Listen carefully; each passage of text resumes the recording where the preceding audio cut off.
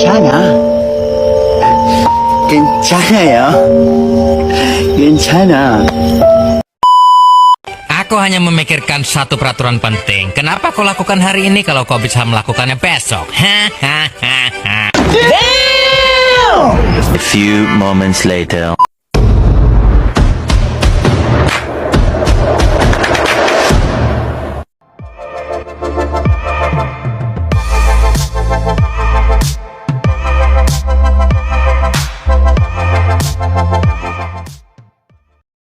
Halo, selamat siang.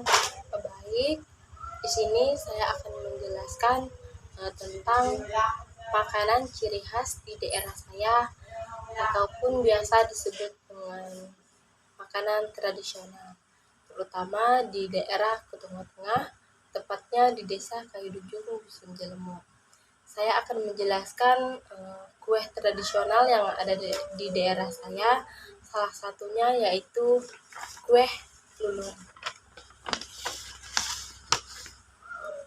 Baik, biasanya kue lulur ini biasanya itu disajikan di saat ada acara seperti ada acara pernikahan ataupun misalnya acara Natal ataupun ketika di acara keluarga. Pasti makanan utama yang biasanya digunakan atau duluan yang disajikan yaitu makanan lulur. Baik, saya akan menjelaskan bahan yang biasa digunakan dalam membuat kue lulur ini. Baik, di sini seperti yang kita lihat, ini bentuknya yang sudah jadi ya, ini bentuknya. Seperti yang kita lihat, ini daun pisang yang digunakan untuk membungkus setelah kuenya dibulatkan. Kemudian bahan yang selanjutnya yaitu ataupun bahan yang utama yang digunakan dalam pembuatan kue lulur ini yaitu tepung ketan, kemudian ada kelapa, kemudian menggunakan gula pasir ataupun gula merah. Nah, itu tergantung dari kita masing-masing gitu ya.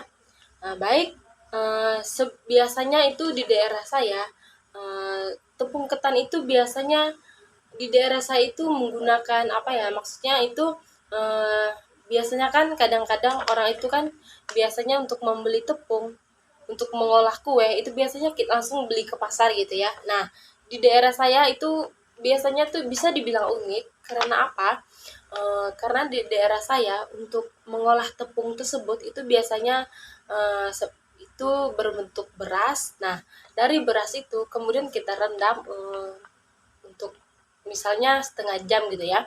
Nah, terus setelah kita rendam itu kemudian kita menggunakan mesin ya untuk mesin tepung gitu ya.